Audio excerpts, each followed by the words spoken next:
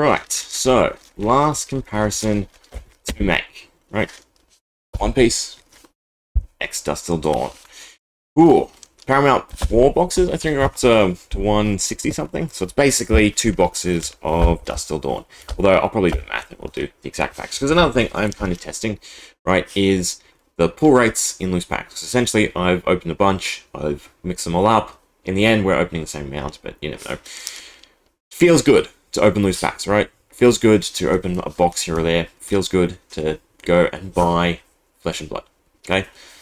A lot of other sets, you want to buy a box, you want to buy a case, Dusk Till Dawn, go ahead.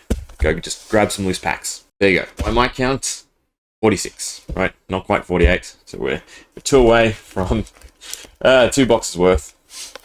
All this needs to be opened against One Piece. And, obviously, discussion, right? What really do we have to discuss? Well, there's actually a few things. So for one, hands down, I've got to say, One Piece feels like the best card stock, the best quality out there at the moment. Boxes as well, right? This is a real weighty, thick feeling box that just, I don't know, it feels great to open, it feels great to handle, feels almost sacrilegious to tear apart. Promo packs. What's for a vision pack? I don't remember the vision pack. I do remember the promo pack. Nothing in the latest release, though, is there? The other big things, of course, to sort of mention and discuss. We'll start with Dusk Till Dawn, right? We'll save the One Piece for a little bit. Right, we'll open 6 or so, and then we'll do some One Piece. But yeah, so the other big talking point, right, is store uptake, pricing, and I guess the community. So a big thing that we keep recircling. So a big thing that we keep sort of talking about is the community for Flesh and Blood, right? It is very, very player focused. And yes, there are still people collecting. Yes, there's still people actively trading. There's people like me opening a ton of products, but nowhere near the volume of One Piece, right? That's a safe to say because of the pre-existing fandom behind One Piece, which is something that Flesh and Blood doesn't have, right? You know, it's similar to the resurgence of Digimon or the Dragon Ball Z card game. There are, or even the Lord of the Rings crossover with MTG, right? There is a substantial collection of people to tap into that Flesh and Blood just can't, right? And I think another sort of issue that Flesh and Blood has and should sort of start to expand into is the way that, say, like lore, the way that articles are produced and all that, all the supplemental medium, right, is done in Flesh and Blood. Books, articles, obviously don't need TV series or anything like that, but there can be other publications, other works to help rope people into the world of Flesh and Blood. Because again, you know, everyone who participates, everyone who ends up reading, loves the lore, loves the design, loves the world building of Flesh and Blood. So it's a great thing to tap into. It just doesn't get the exposure that obviously something like One Piece with its pre-existing fandom has. So to that degree, you know, we've talked about product expansion. There's also a necessary expansion into those other avenues, right? Articles are released on the Flesh and Blood website, which is fine, okay? But not everyone is going to, you know, check daily, sift through articles, read lore and all that. I think books would be a fantastic medium. You don't have to go the big, you know, chunky books. You go novellas or anything. You could go with short illustration. Go with comics, right? The art design of Flesh and Blood. Imagine that as a comic, right? What they use in the lore and everything. That would be fantastic. Okay, just short little comics on each hero would be fantastic. And a way to, again, rope people in outside of the card game into participating in the card game.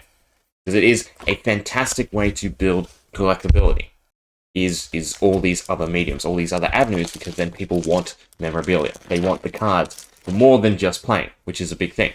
Because again, when it comes to playing, right, we have lost a decent chunk of collectability because the cards are heavily valued by what is playable. And that's fine, right? It's wonderful to have a playable game.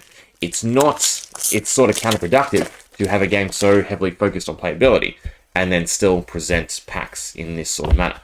Legendary. Perfect. Too bad, multiple copies. I'm actually curious, right? Have I gotten all 8 legendaries yet. Let me check. I think I just pulled the Levia Disappointment. Why is it not foil? In all honesty, right? Why did they not foil the normal version? Is it really that hard? But anyway, let's just count, because I've got them all assigned here. How many legendaries do we have? 1, 2, 3. Oh, that should be with the Imperiums. 4, 5, 6, 7. 1, 2, 3, 4, 5, 6, 7. What legendary am I missing? Let me know. Heck, we might just find it now. That'd be nice, at least. But yeah, compared to One Piece. Right, because One Piece is newer than Flesh and Blood. I would easily say it's surpassed it, though, right? The play community, maybe they're somewhat equivalent, but I have seen a lot of uptick in the play community of Flesh and Blood. Play uptick of One Piece, right? So I would say player base, they're probably comparable.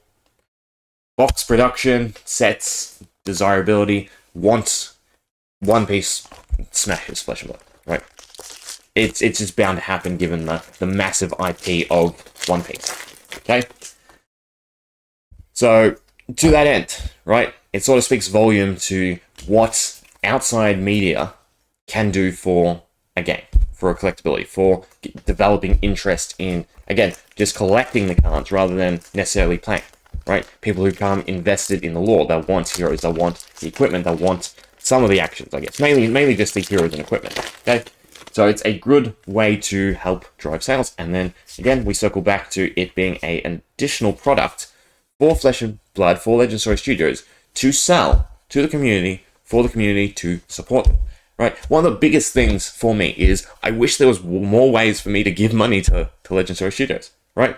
Because at the end of the day, yeah, I could buy tons of products, but I will get burnt out, right? I'd rather other sources, other merchandise, not gimmicky stuff that I could actually love and cherish, but I would like other avenues to give my money to Legend Story Studios. We'll move on. We'll do some One Piece, right? Let me just tuck these cards away with my bulk, my ton of bulk. We'll stick them with those because they're rares, and then the Majestics and Legendary we'll keep here. We'll go with the 7-card revision pack. Right? Can't quite remember. Also, tear tabs. Japanese. Where's my tear tabs? Right, my fingers are getting red from ripping packs. Anyway, revision pack. Is there anything decent in this? So I assume these are from the first set, Romance Dawn, right? And then they're cards that obviously have revisions. That'd make the most sense. Interesting. Nothing great. Obviously, the big card we're going for is Ace, I believe, right? Old hole in the chest Ace. Foils in One Piece. Sort of feels similar to Flesh and Blood, right? You've got the high-end chase, and then these cards are just nice show-off pieces. Foiling, it's kind of comparable, right? Again, it's done tastefully. It's not everything on the card. You know, it could give a run for its money, and then of course the card stock is beautiful. Like the amount of pressure I'd need to put to bend or tear this card is really good. I mean, that's to be expected. You know, Japanese is meant to have some of the best cards of quality. Flesh and Blood aside, right? We've done a few different videos, right, discussing the sort of lackluster, in my opinion, quality of Flesh and Blood when it comes to Japanese printing. I think the Belgium is significantly better, but what can you do? In terms of boxes, right? I think that's a good thing. Kazuki Odin. I don't know if that's the art that's worth something. We'll look up cards near the end or something like that. But yeah, so boxes, right? One Piece in Australia. From everything I've seen, you got to pre-order sets as soon as the pre-order comes out, right? Otherwise, you're not gonna get packs, or at least you're not gonna get packs at a reasonable price. And then pricing, that's another thing. So Flesh and Blood in Australia sits at roughly $120, right? That's a fair price for packs. It's equivalent to around $80 US, right? Roughly. One Piece. Some pre-orders, right, you can find for 100, especially the earlier sets. Now I'm seeing a lot of them listed at 140, so they've surpassed the value of Flesh and Blood, which is an actual consideration, right? Because to a store, would you rather stock a game where, because I assume the cost is going to be similar. You know, One Piece might be a little bit more, but they're both 24. They're both, actually there's less cards in One Piece, so the card stock is thicker. So the boxes are actually kind of bigger. But I would assume they're somewhat comparable. You know, unless there's huge discounts that Bandai gets from being Bandai. But yeah, would you stock Flesh and Blood, where interest is on the decline? No offense, anyone who has issue with that, right? Interest for a set on release, fantastic.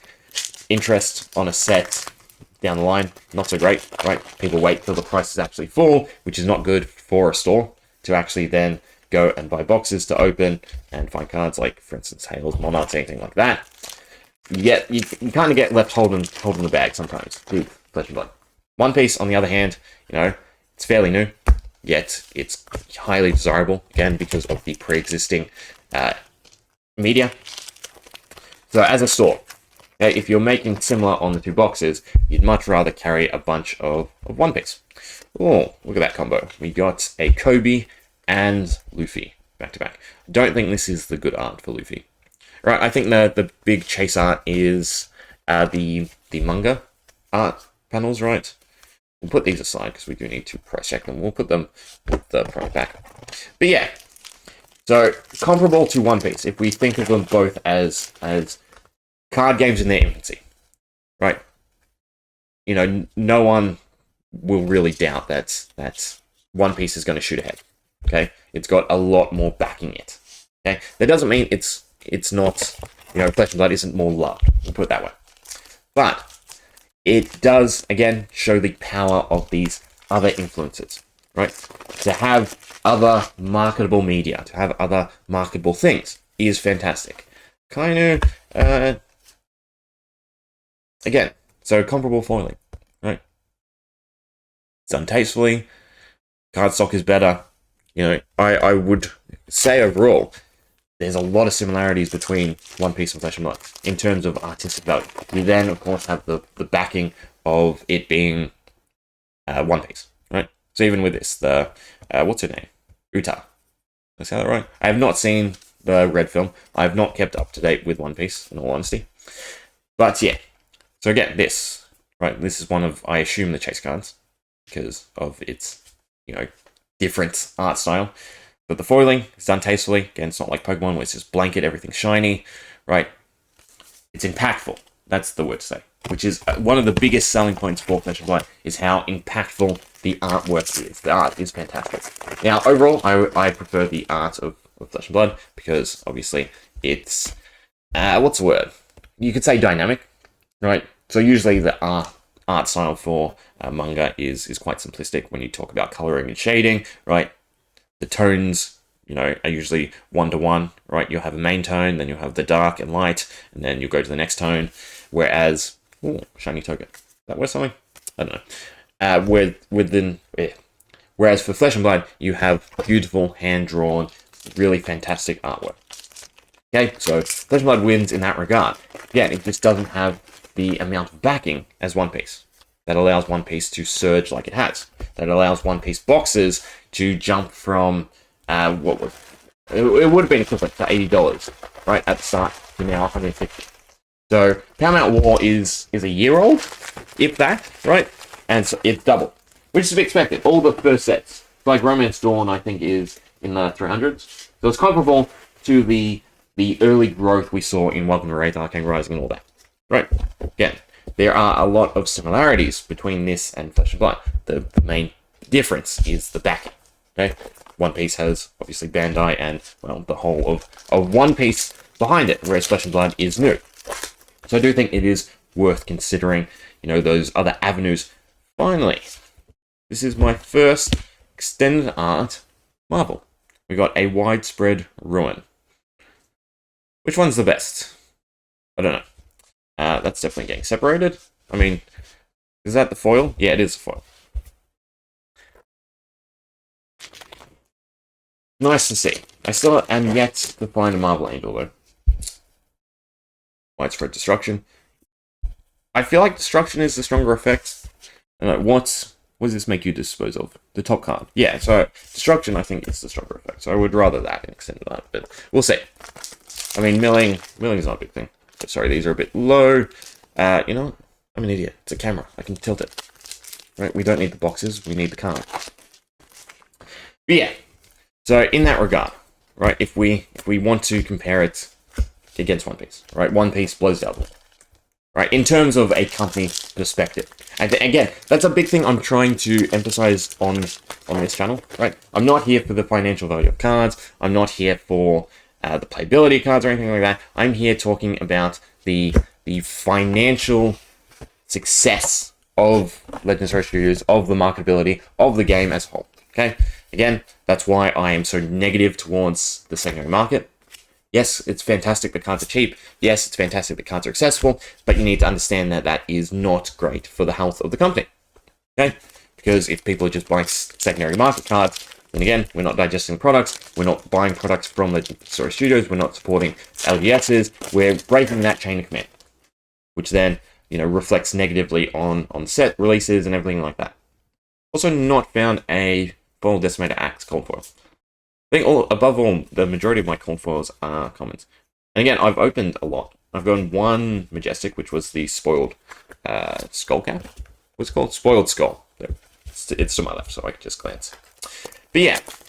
So again, you gotta remember, if you're happy with things are, right? I urge you to take a step back and consider them from Legends Story Studios' perspective. Right? They release a set every quarter? Yeah. It doesn't matter how hyped up the set is on release. 18,000, right? I think that's the going number for the event. Okay, so 18,000 people showed up. Say they all bought a box. That does not put a dent whatsoever in the estimated numbers for Dusk Till Dawn. Right, well, lowball, we'll say it's 200,000. Yeah? So, on release, on the first week, right? You know, we estimate from boxes, from stores running events and all that, you know, 10%. 10% of all products were open. And that's a high guess. And you then chuck in the amount of people actually buying on the release week. Right, like me, I bought 15 cases. That's what, 60 boxes. Okay? Drop in the barrel. Right, not substantial. You know, even if 1,000 people did what I did, that's only 60,000 boxes out of the possible 200,000. Again, my estimated boxes is 288 off of estimated pull rates, right? So again, it's a drop in the barrel. If you're a store sitting with, you know, a decent amount of boxes, I understand that. I think Dusk Till Dawn stores got the least amount of allocation because there's only one wave, but still. But still, at the end of the day, there will be stores sitting with product, right? The hype is definitely starting to die down for Dusk Till Dawn. Plus, then you've also got the internet where people can live vicariously through people opening, like me. Okay, so again, just because everything's going great in the playability side, everything's going great in the card accessibility and pricing side, doesn't mean it's going smoothly for Legends Story Studios, which is a big thing to consider. Right? One Piece will never have a bad set. Okay? Its already existing fan base is too large. If it grows, that's fantastic. It doesn't need to though.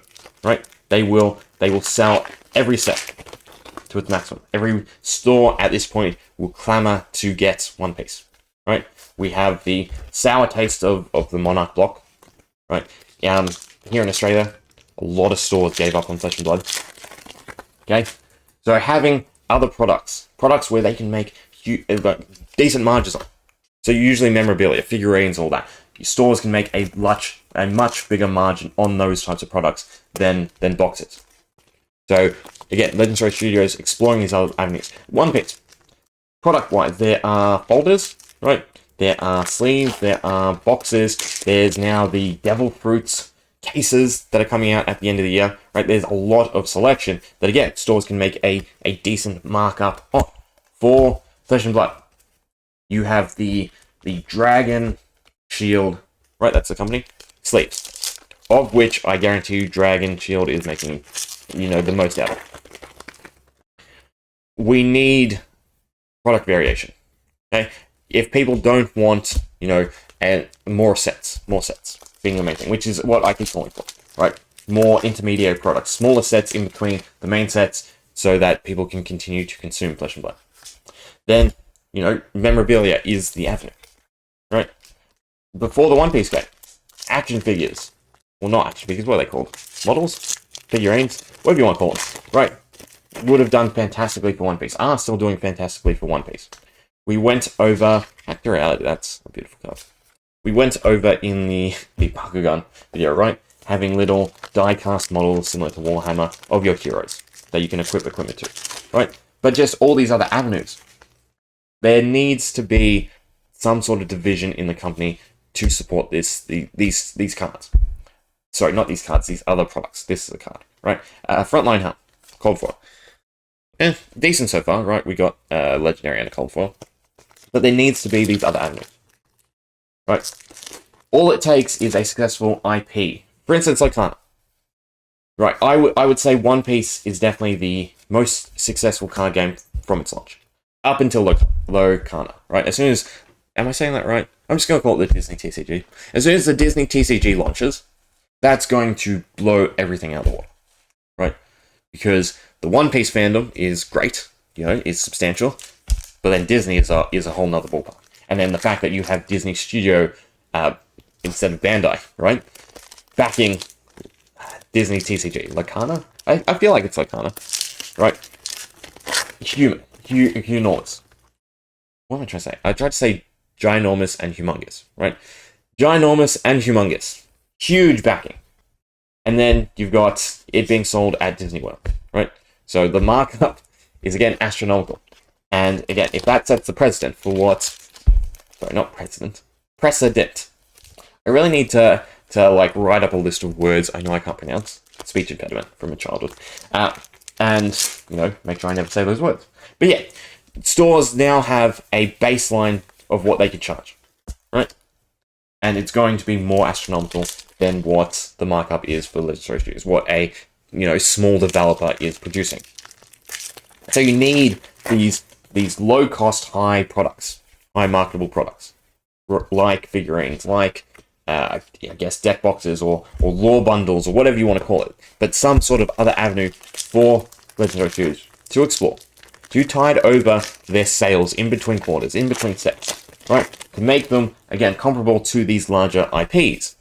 And again, to reel people in terms of lore, in terms of other media, in terms of digesting the content of Flesh and Blood outside of just the website, right?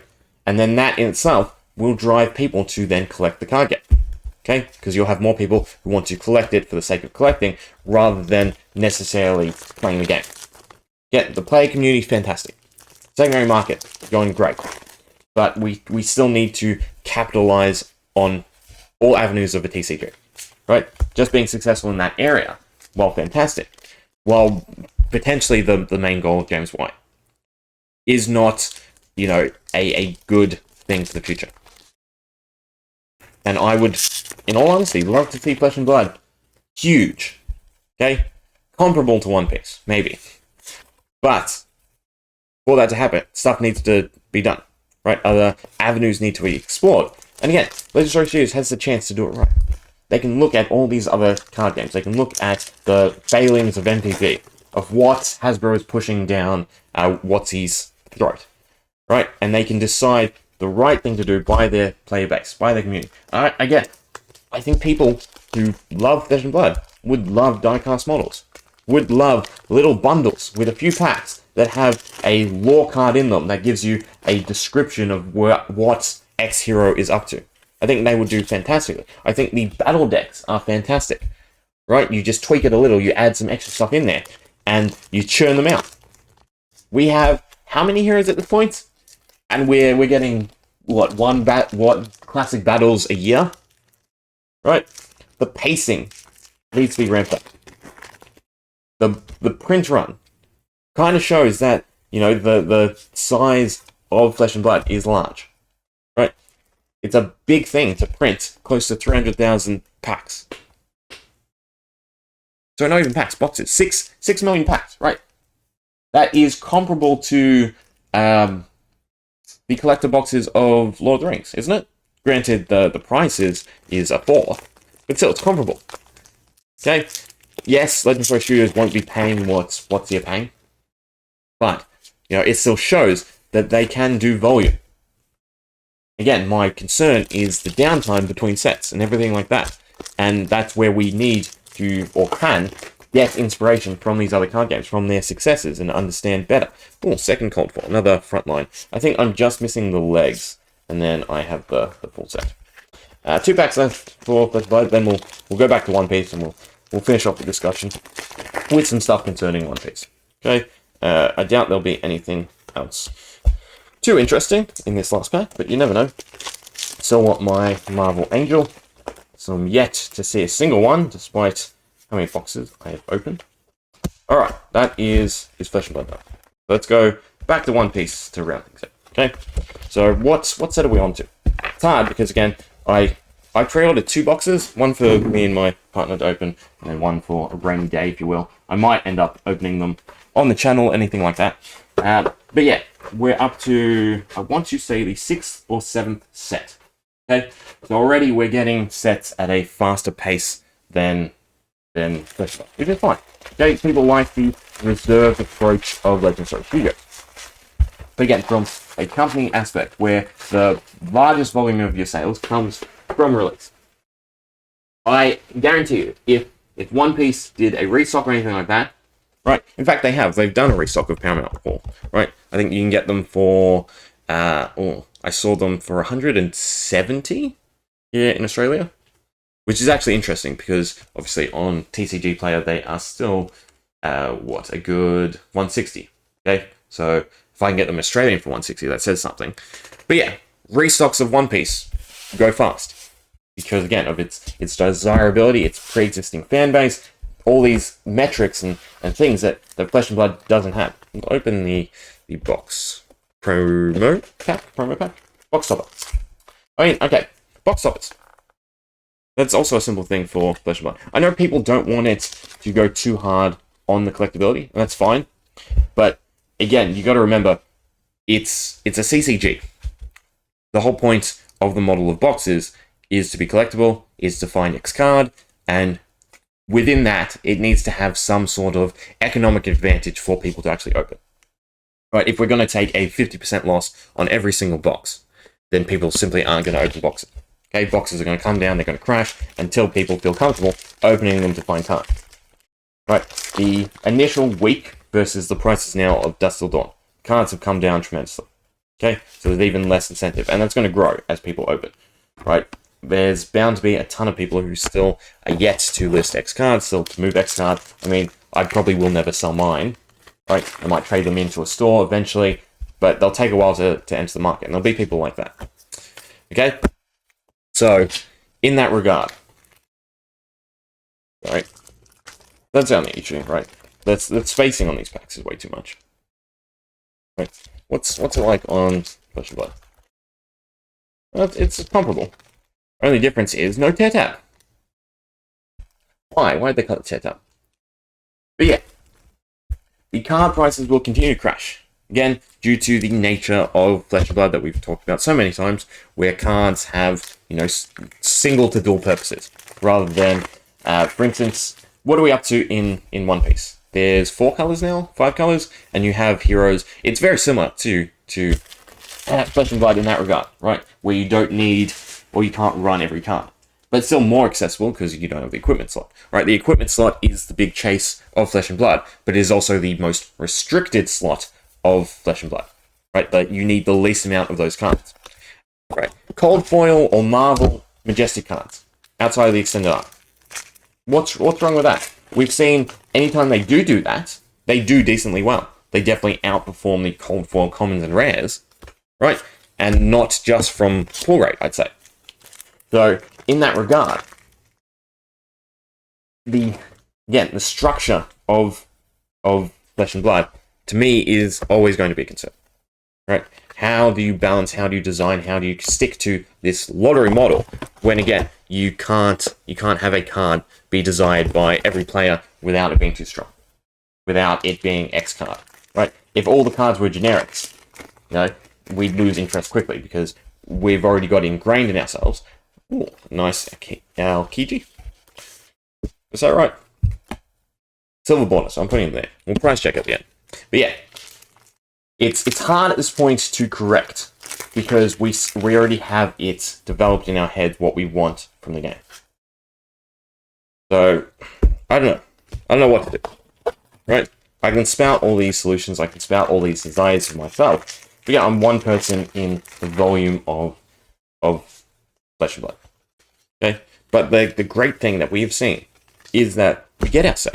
Right? We have an issue, we have a complaint, we have a desire, we see it answered by Legend Story viewers time and time again. That's why it's really important that we have these discussions, right? That we vocalize our concerns and what we might want to see, so that we can hopefully get some sort of deviation from the current design of Flesh and Blood. Because, to me, at least, and I think it's starting to grow on a bit of people, Dusk Till Dawn is not equivalent to what it was hyped to be. Right, and that's a big thing. I think Dusk Till Dawn is probably one of the most hyped sets aside from Monarch for Flesh and Blood, and a lot of it, especially to me, is falling short. Right, I don't need to sift through 7 cards after the first box. After that, I know they're going to be repeats. I don't care about them. Okay, to sort of give us less to give us more would be nice. Anyway. We're at half an hour. This one actually took quite a while. Cards, right? So we got 2 couple $1 cold foils, and then an Iron Song Venus rainbow foil. So it's probably not too great in itself. But I should probably check the widespread. Right? What was it? Widespread Ruin, Extended Art, or Destruction Extended Art? No, Ruin Extended Art. Right. It should be in this pile. No, it should be in this pile. No, it should be in this pile. In one of the piles. Yeah. Widespread Ruin is 68. So that's fairly decent. Right. Still my first one. They seem decently rare. And then we got the Iron Song Venus, which is not my first one. It's like my third. Not Venus versus. No, I like Venus. It's $30 for a legendary. Right. So your big chase cards. Legendaries. I would say they're the most accessible chase cards, and, they hold a decent value if you, again, compare them to, say, like Pokemon, where we've got the equivalent would be the VMAXs, right? Some hit, some don't, and then we've got the higher-end cards, which are then equivalent to the real secret rare cards of Pokemon. Alright, One Piece. What cards do I want to look up? We will look up the... You know what, let me just open the list. I can just go to Paramount War and see what's on the first page. Obviously, no ace, unfortunately. What we did get is apparently nothing from the first page. Right? Yeah, nothing from the first page. Which is fine. Right? Not awful. Anything from the second page? We have the Sadie at $12. We have the Fabtcg, probably less, and the Akainu at like $7 each. Is the Fabtcg. I dropped him. But still, the card stock. Card stock is fantastic on One Piece. Right. And again, it does the tasteful foils, like Flesh and Blood. Anyway, let me know your thoughts. I will end up doing a Dusk Till Dawn review. That's probably going to come next. I know, I still want to open a bunch of packs. I might do some openings against Monarch. See how it feels, right? Because we did draft and we didn't actually go for the feel. Anyway, hope you enjoyed. See ya.